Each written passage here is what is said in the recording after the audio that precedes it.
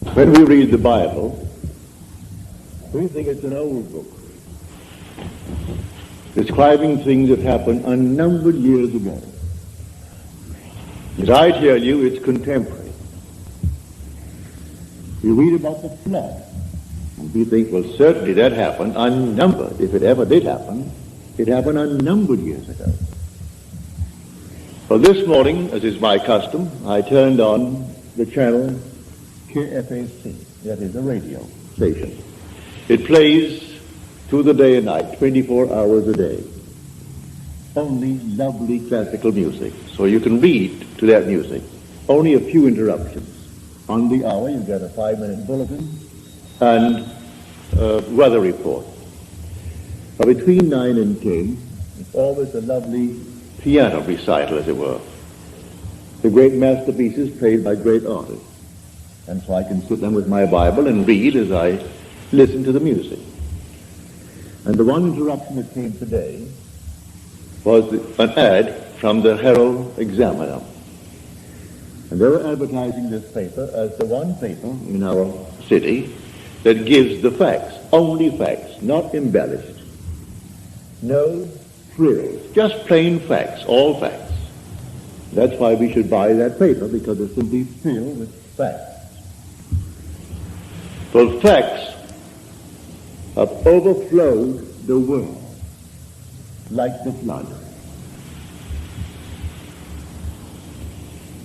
Man actually is drowned with facts, victimized by facts. It is in the imagination that everything lives, and not in its actuality, not in the fact. Unless imagination penetrates the fact, the deluge remains a deluge. We are now in the deluge. This is the flood. A man is in jail, that's a fact. And he knows he's there for X number of years, that's a fact. And he simply waits and hopes that in some strange way that he will get some early release from this confinement. He never uses his imagination, save in some violent way to get out, but to penetrate the fact. When in March of 1943, by using my imagination to penetrate the fact that I too was in prison in the army, but I didn't want any part of it. And so I simply penetrated the fact and saw myself in New York City in my own apartment with my family. And in 9 days, I was out honorably discharged in my apartment in New York City. So I wrote a friend of mine who was in the army. He was my age. He was a Freudian, a professional psychoanalyst. But Freud was his background. That was his schooling. And when I wrote him in detail exactly what I had done, I didn't mince matters. I told him exactly what I did. How as I simply physically slept on my little bed in the barracks, I imagined I was simply elsewhere, and the elsewhere was a definite spot in space, in New York City, in my apartment. And what I did, I could feel the bed, I could feel the things of my house. I went about feeling all the familiar objects in my apartment, and I gave them all the tones of reality and all sensory vividness to the best of my ability. And I touched everything, and it felt real. Then I went back to sleep, and then I told them exactly what happened to me that morning. And then 9 days later, I was honorably discharged by the same man that had disallowed my application. He didn't answer my letter. Because in New York City, he used to come to my meetings as a friend, because he was so convinced that the Freudian concept was true. But he said, I come to your meetings for this reason, Neville. We knew each other well. He'd come home for dinner, I'd go to his place for dinner, but he said, I come to your meetings because you turn my daily bread into the substance of fairy. I sort of like that, he said.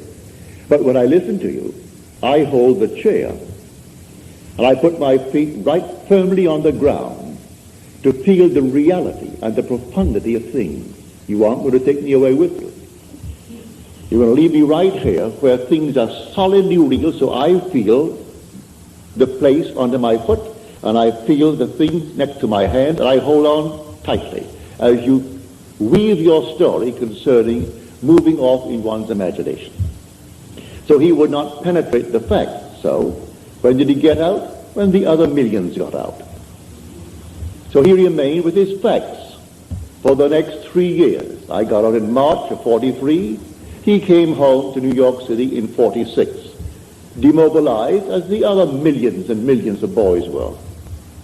He could not let go of the facts. This is the flood. No other flood. This is the flood. We are drowned with facts, victimized by them. Now, does the Bible teach this story of getting through the facts using my imagination? It certainly does. Now, let me take you into the 27th chapter of the book of Genesis, the first book, the book of the beginning. If you're not familiar with the story of Isaac and his 2 sons, they were twins. Let me just refresh your memory if you've forgotten. It is said in the story that Isaac had, that is, his wife had the 2 sons, Rebekah, but he was the father of the 2 sons, Esau and Jacob. It is said that Esau was a hairy one. He came out first. And then Jacob came out second, and he had no hair. He was completely hairless, while Esau was covered in hair from head to foot. But he was the first. One was called Esau, and one was called Jacob, because he came out second and supplanted the other. Now we are told that when the father Isaac was old, and his eye was dim so that he could not see, in other words, he was blind, he said to his son Esau, I cannot see, and my days are numbered. I want you to go into the fields and hunt, and bring me some well-prepared, tasty venison as I like it, savory venison. We are told that Rebekah, who loved her second son more than she did the first, overheard the conversation between Esau and his father. And then because she loved Jacob and wanted Jacob to get the blessing, for the father feels his days are numbered, and he must now give his blessing to one of his sons, and the first one must get it. So the mother told Jacob what she had heard, and then suggested that we take one of the kids from the flock, and we kill it, and take the skins of the kid and put it upon you, so that you will have the appearance of Esau. Esau thought otherwise. He said, suppose my father discovers it. Then Jacob said, suppose my father discovers it. And the mother said, leave that to me. It will be on my shoulder if he discovers it. And sent Jacob into the field to bring a kid. Well, he took that kid and brought it tastily prepared for his father. He came quickly into the presence of the father. And the father said to him, come near, that I may feel you, my son, whether you are my son Esau or not. So Jacob came near to Isaac his father, who felt him. And then Isaac said to Jacob, the voice is Jacob's voice, but the hands are the hands of Esau. And then he blessed him. He gave him his blessing. He had no sooner left the presence of his father when Esau comes in now with savory venison. And the father said, well, who was it that came? For I have already eaten. Who came? And then he discovered it was his son Jacob who came with guile and betrayed him. But said the father, I have given him your blessing and I cannot retract it. And blessed he is. All will serve him. Everyone will serve him. Because I gave him the blessing and I cannot take it back. Now on the surface, you will say, now what is the story trying to tell us? Well, in this same book, in an earlier passage, we are told about the ark. build the ark with 3 decks, the lower, the second, and the third deck. Well, you think it's a huge, big building. Well, you use your imagination. You can't conceive of any building that could house all the animals of the world in pairs, and all the so-called good ones would be in 7 pairs, and enough food to feed them for 40 days and 40 nights. Well, you just simply could not conceive of it. Nevertheless, that's the story. But there are 3 decks.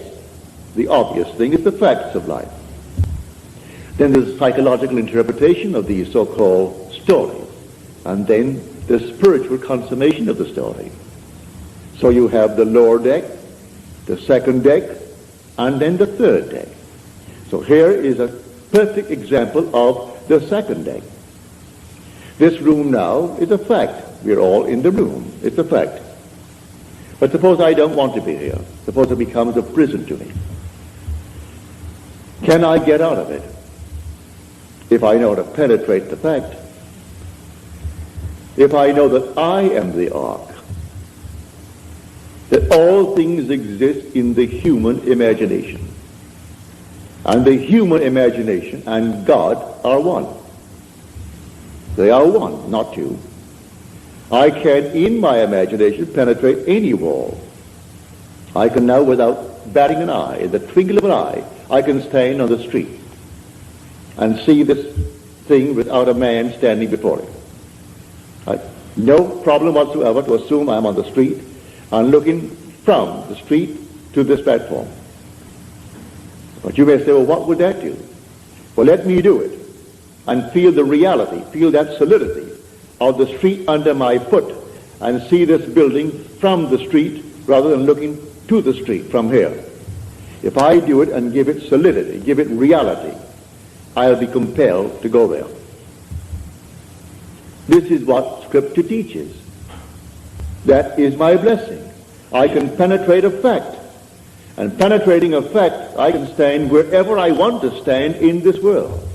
Then the promise is made, wherever the sole of your foot shall stand, that I have given to you. I'm not going to make you a promise and not fulfill it. I've given to you if you can stand upon it. So I actually stood upon my apartment. I actually stood upon that floor. I felt the bed. I felt everything and gave it reality. My friend wouldn't allow himself to sleep in one place and assume that he was sleeping elsewhere, because that is a divided state of mind. He didn't want to become a split personality, and so he wanted to be completely coordinating. Well, he was coordinated, all right, for the next 3 years, all in one little spot in his barracks. And for 3 years he couldn't get out. Because first of all, he wouldn't try it. Because I turned his daily bread into the substance of fairy. And so he did not answer my letter. I've reminded him a few times since. Why didn't you answer the letter? Well, first of all, it didn't make sense. And I don't believe, said he, that really what you did was the sole cause of your discharge. You always question it. Then I repeat it another time and tell him again what happened this time. Well, that would have happened anyway. You do it a third time. You do it a fourth time. Do you know if you did it 1,000 times, he would still say, do it once more. It will always happen as far as they're concerned. It just didn't happen because you did something. These things would have happened anyway. So why do you analyze people then? Then let things happen. We are not the creatures of circumstances, said a man who bears your name, for his first name is Israel. And Disraeli's name is simply of Israel, Benjamin Disraeli. And he said, man is not the creature of circumstances. Circumstances are the creatures of men. He knew how to create things, all in his imagination. So he said, you bear the name of Israel, but you don't apply the story of Israel. If you only apply it, because these things are taught us in Scripture. Scripture is not secular history. This is contemporary. It didn't happen thousands of years ago. The flood is on. And this is the flood.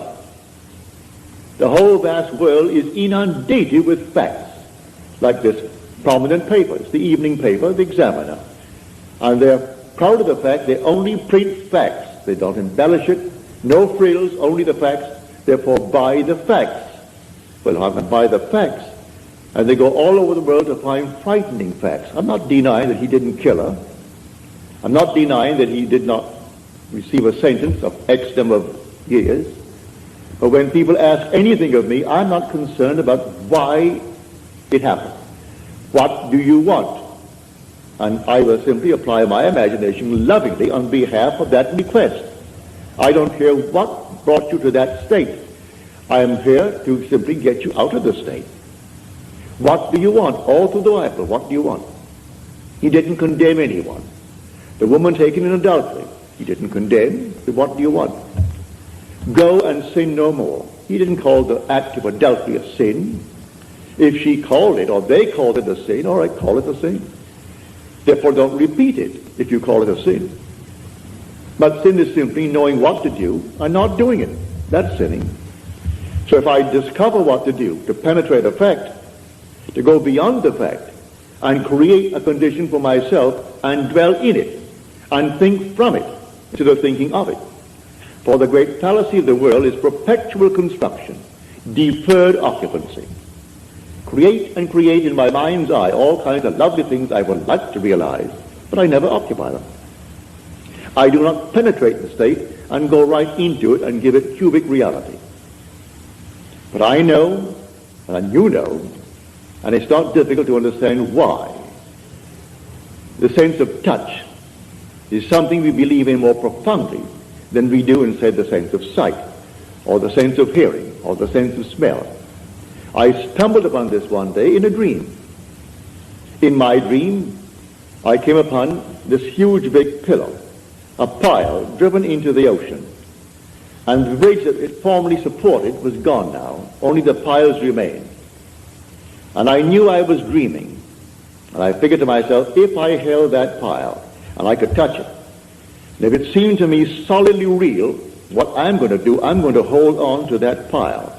In the dream, I know it's a dream, but I'm going to hold that pile as solidly as I can and compel myself to awake holding the pile. Well, I did. I held the pile with all of my might. And I said, now, Neville, you know you're sleeping. You know that you're dreaming now. Awake. And I awoke in the water. I'm actually holding that pile, and I'm standing up in what formerly I knew to be a dream. It ceased to be a dream. It's real. I'm in a world just as real as this. And here I am holding this enormous pile, and it's in the East Indies, not the West Indies where I was born. It was in the East Indies, a very primitive area. And then some animal came down to the beach, strange-looking creature. And at that moment, I was a little bit, I would say, panicky. And that moment of a shaking emotion, and I woke on my bed in New York City. But I discovered that secret of feeling. So he said, come close, come near, that I may feel you, my son. He heard the voice. He said, your voice is the voice of Jacob. Come near, let me see really if you are Esau. And he did it by feeling. And so, lying on my bed one night, right here in Beverly Hills, many years ago, it must have been 14 or 15 years ago, I suddenly became aware that I am seeing what I shouldn't see.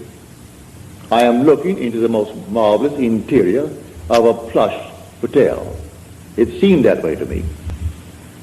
And so consciousness followed vision, and I found myself in the room. But I knew I was on the bed, so I came back to the bed.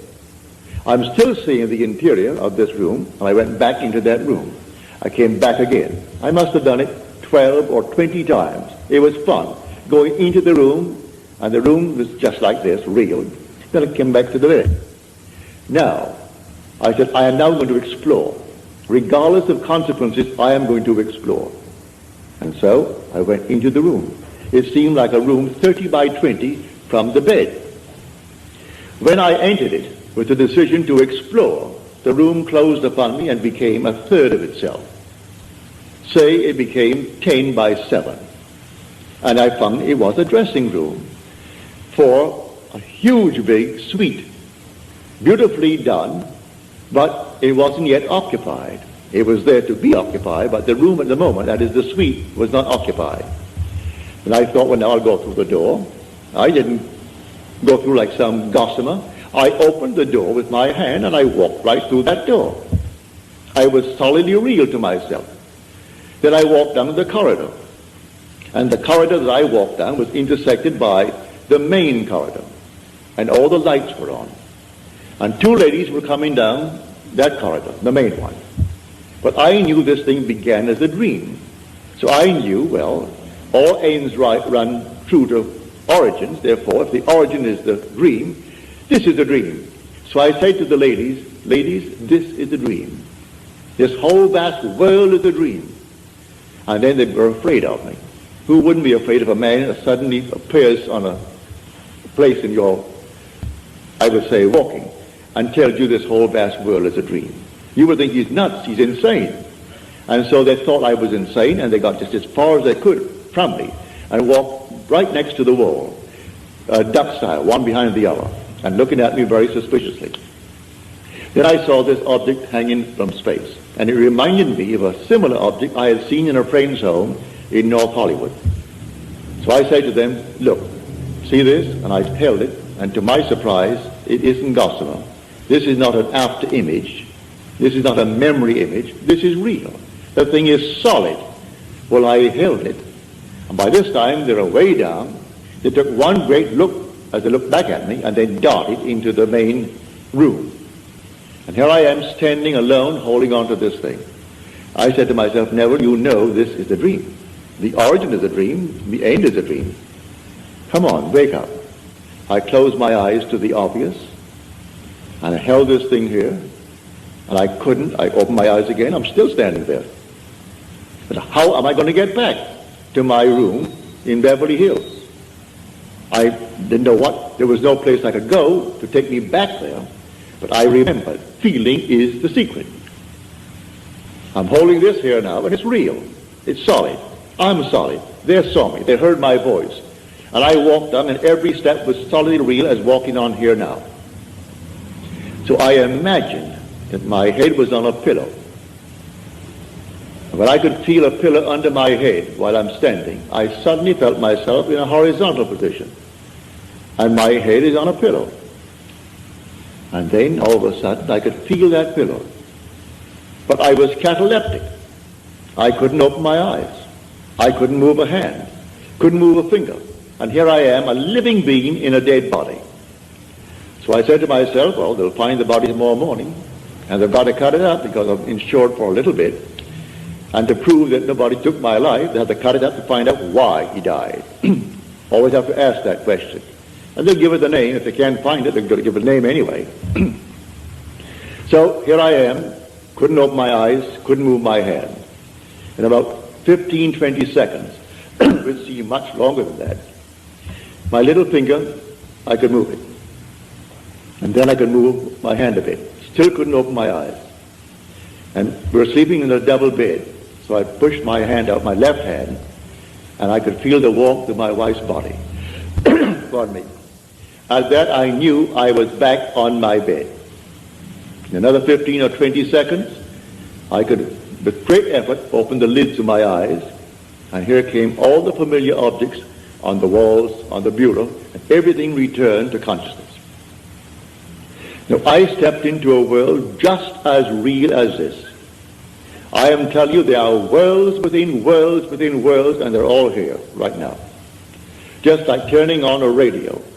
And you turn it ever so slightly, and you have a new wavelength and a new station coming in, bringing something entirely different, and they're not interfering with each other.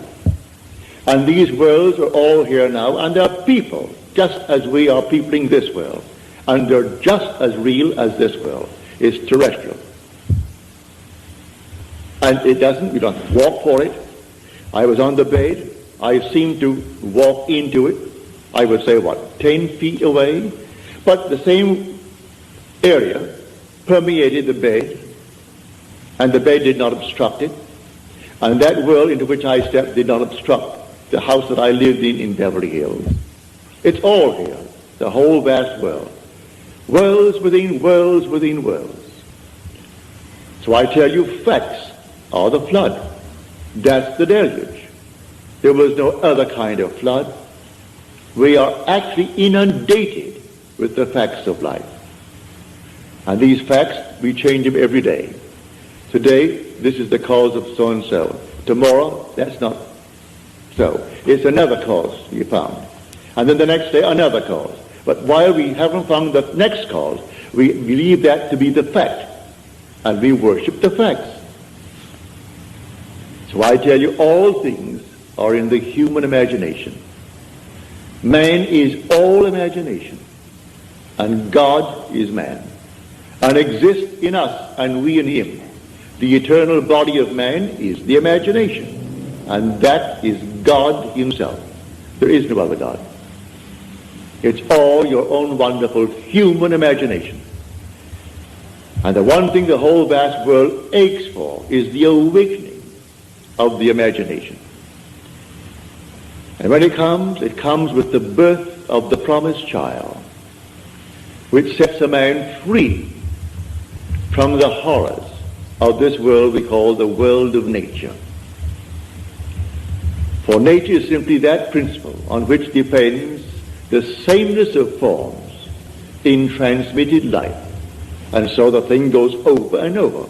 Haven't you observed a year that at a certain time of the year money is tight? All of a sudden it flows, and then at a certain time of the year it's tight. Why? It's a habit. It's a transmitted state. You fix that fact in your mind's eye, and if you got $50,000 today, and say it's the month of December when it's always tight, you're going to loan the money out or give it away before December comes by.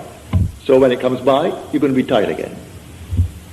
It's a peculiar, I would say, slavery, this thing called nature, in the sameness of forms in transmitted life. Now, you can penetrate the fact and break it. And that's what we're here to teach. I come not to abolish the law and the prophets. I come not to abolish them, but to fulfill them. And tell you the real law. It's not washing your hands before meals, although that's a very nice, clean thing to do. It's not giving certain diets, doing this, that, and the other. He explains that the entire law is psychological. He takes one of the commandments, which is a graphic one, to show you how everything must be interpreted psychologically. He said, you have heard it said of old, you shall not commit adultery. But I say unto you, any man who looks lustfully upon a woman has already committed the act in his heart with her. But what man hasn't? What man has not violated that? So he tells you the whole thing is a psychological thing. You can't restrain the impulse because you may restrain it based upon 1,000 different reasons. Maybe you are afraid of the consequences. Maybe you are afraid that someone will find out. Maybe you're afraid of this, that, and the other. But the impulse was there, and he tells you the impulse was the act. Well, if the impulse was the act, then creative acts are imaginal. For it was an imaginal act. So I have to observe my imaginal acts. For the imaginal act is a fact. It's going to actually become a fact and then confront me. Here was a lady in San Francisco. She said, my brother, and she said to me, I think he's innocent, but I do not know the facts of the case. But he was given 6 months at hard labor. He was in the army. And I don't think my brother should get 6 months hard labor in the army. I said, you want him out? He said, certainly I do. I said, I'll tell you what, that you may try it, so you can give all praise to yourself and not to me. You do it. But what must I do? Well, if he was out, would he come home? Oh, yes, he'd come straight to my place. All right. And if he came to your place, what would you do? Well, she said, I would throw my arms around him and kiss him.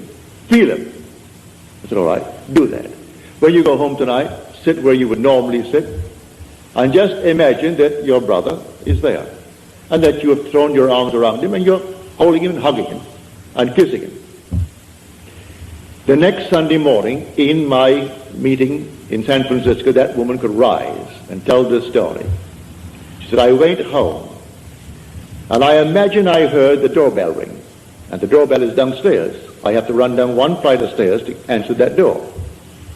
So I heard it ring, and I ran downstairs, and I flung the doors open, and here stood my brother. I went back upstairs. There was no brother, but I did it so vividly, it was almost like a disappointment that I didn't actually see him standing there. But it seemed so real to me. Well, a few days later, she's sitting upstairs, and the doorbell rings. She said, I almost broke my neck to get downstairs, because I knew what was going to happen. And here she threw the door open. Here is her brother. And she stood up in the audience and told that story to the 1,000 who were present that Sunday morning. And they all saw. No one, I presume, would go and verify it. I trusted her implicitly. If she lied to me, well, then it's entirely up to her. But I'm convinced the whole thing was true. I don't check you. I believe you when you tell me that it happened. But the thing is to practice. We are the operant power. And the flood is on. Let no one tell you the flood is over. And the flood is deeper and deeper because we're more and more inclined for facts. We want the facts of life. You want the facts? Well, you make the prison walls all the thicker. But learn how to penetrate the facts. And as you penetrate the fact, you must go to a certain objective beyond the fact. What do you want now? Well, then you go into the state of the wish fulfilled. What state? The state you decide. You determine what you want in this world. And you go right into that state. And then ignore the facts. Suppose the facts now still denies what you did. It doesn't matter. Let the facts remain. They'll dissolve. They'll all dissolve because you are going to remain faithful and you will occupy the state. No longer are you going to construct it and not occupy it. You're going to occupy the state.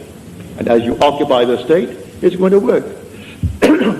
You can do that with a job. A friend of mine in New York City, he came from out west. He was an engineer. And he said, Neville, I want more money and I want more responsibility. I want to work for a certain firm. I said, do you know where they are? He said, yes, on Madison Avenue. They do international work. They build bridges, they build dams, they build things all over the world. And I would like a job that would send me away because I would get 3 times the salary. I said, well, I'll go to the place and see where you would sit if you got the job there. Before they send you off, you'll work in the Home Office first, wouldn't you? I think so. Well, go up there and just take a good look. He walked into the place, picked out the desk, picked out the place, and then he assumed when he got back home, he was seated at that desk. And that was his job, and he named the sum of money, which was a considerable sum of money. He and his wife and daughter used to come to my meetings. Within a month, he was in that job, and within 2 weeks, he was on his way to the Near East, building bridges. Unfortunately, in a way, he did not live very long. He was a young man, but in about 3 years, he was gone. Heart attack, he was gone. But that he would have gone anyway, whether he was here or there. For we come on time and we go on time. But at least before he departed this world, he found the principle, which he will carry with him into the next world. For there is no death. He is restored to life in a world just like this, clothed in a body just like his, only young. Young as he was then, he'll be younger. But he has at least the memory of what he did to get what he wanted, and it worked. And so now he goes with the principle in his mind's eye. So when you tell me that your dreams, and that you in your dreams are applying this principle, like the lady tonight, she is here, she told me her dream. I asked her to write it out for me. But right in the dream, she's actually discussing with others this principle of imagining and how you imagine a certain state and you produce it into this world. And that there's nothing in this world that dies. All things are restored to life. And she's carrying on this conversation in her dream. Well, to me, that's most flattering and very thrilling.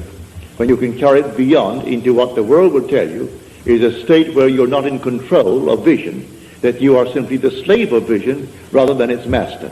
You don't direct it, you simply follow it. Well, she didn't follow it, she directed vision. And when you get to the point that you can direct in what they call a state called dream, where you are not supposed to be in control, you're simply the victim of your vision. But she is not the victim of her vision, she actually controlled the vision. And so the day will come, it's inevitable.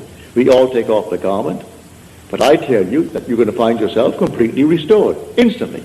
Not waiting for anything, instantly restored. In a terrestrial world, with problems that you have here, but you'll know how to solve them.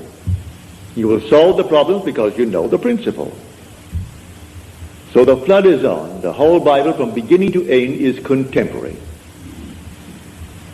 Jesus is not something that died. He is something that lives within man. He is dwelling in man. God himself came and comes into human history in the person of Jesus, in you, in me, in everyone in the world. And the day will come, you'll know it. And you are the Lord Jesus. But asleep to what you are. The day will come, you'll be completely awake to the fact that you are the Father. And then you'll know.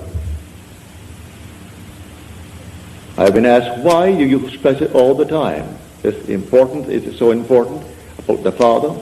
It's the most important part of Scripture. The most important part of Scripture. Well, I can have all the power in the world and yet not know I'm God. I can have a sense of awareness where there is not a thing in the world but myself and yet not feel that I am God. But when the Father comes, and I know that I am the Father of that one and only Son of his, that I know I'm God. There's no other way to know it. If I have power that I could destroy the universe, I still wouldn't know I'm God. And if I was completely aware, as I was in 1926, when I, reading a book, it fell upon my chest. It must have been not more than 10 o'clock. I woke next morning, it's 9. And I had not turned from left to right in the entire interval, because the book was still on my chest and the light was still on my bed. And usually in the course of a night, a man turns often from side to side. How often I do not know, but we all do. No one goes to bed on his back and remains there for 9 unbroken, or in this case, almost 11 unbroken hours. So I went right down into a deep, deep sleep in a trance. And in that state, I became infinite light. There was nothing but light. And I was it. There was no circumference. I was the center of it all. No light outside of this light that I am. No sun, no moon, no stars, but nothing outside of the being that I am. I was infinite pulsing light. But still, I did not bring back the feeling of being God.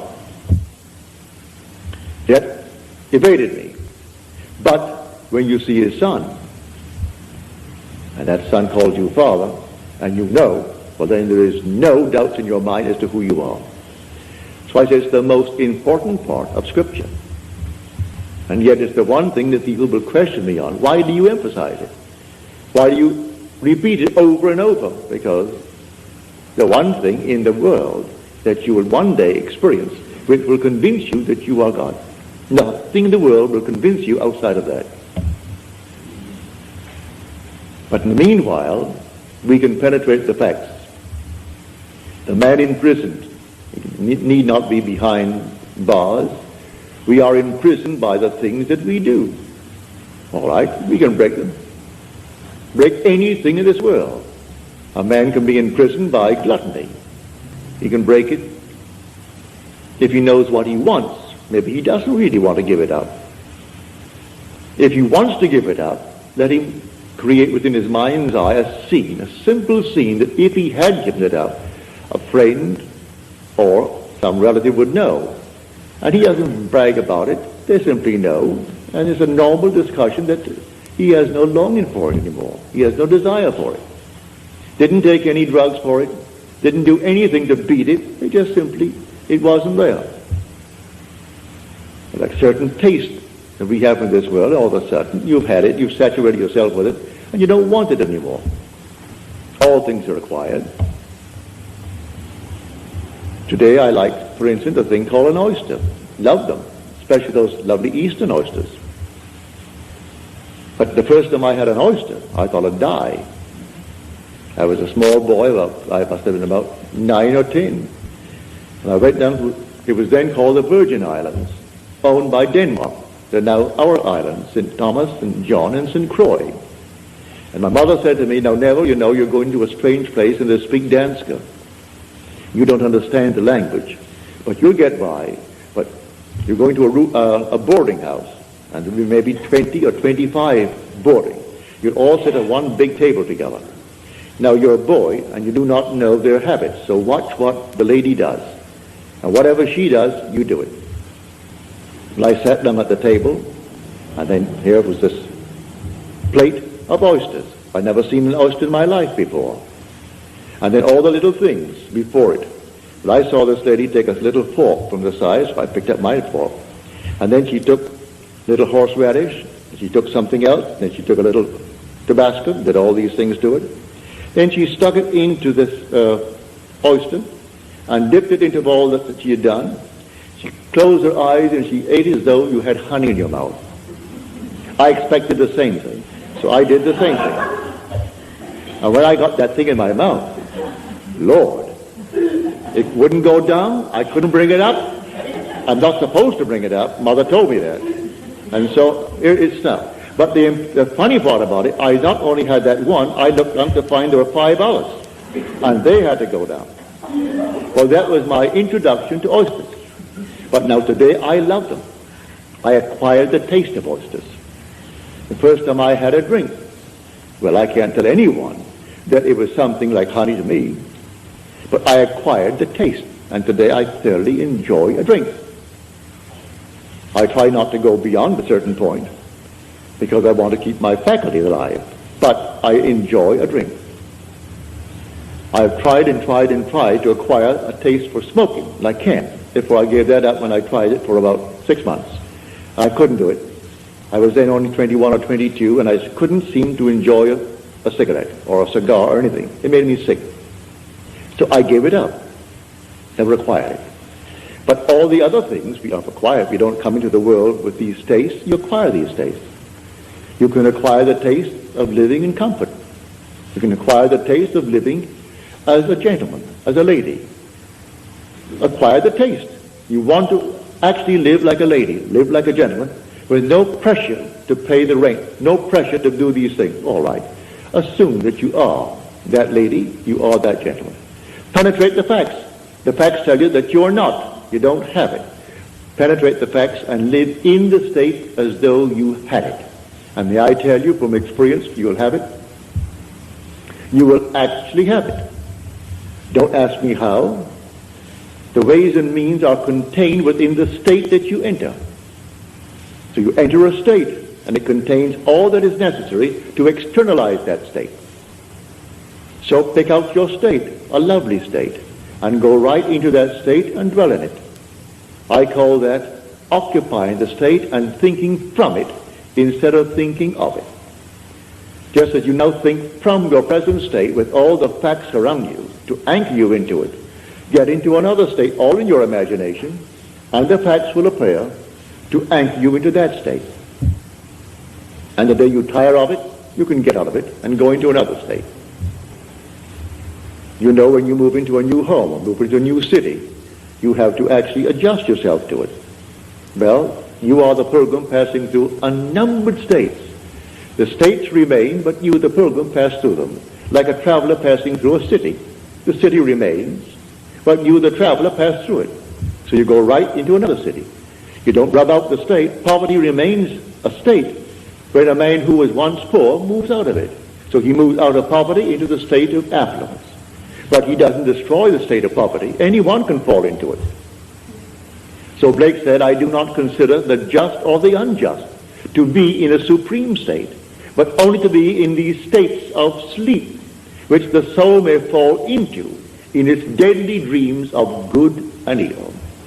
So it toys with this state, and it finds itself enamored with the state, and it falls into it. He's not supreme because he's wealthy, and the other one is not ignored because he's poor. It's a state. Don't condemn the occupant of the state. The state is the thing, but the occupant is God. For the occupant in a state called poverty, he's saying, I am, before there's a poor. He doesn't say I am poor, meaning he's different as far as I am goes, from the one who says I am rich, the same I amness that occupies the state of poverty is occupying the state of wealth. And so you can go into any state, and being in the state is God. And you wear these states as you wear clothes. But you must be consistent and actually believe it. First of all, as you're told in that 6th chapter of John, we believed and have come to know that thou art the Holy One of God. First, faith that ventures on a possibility. And then something more sure than faith, something steadier than faith, personal experience. You venture. That's faith. I will actually believe you now.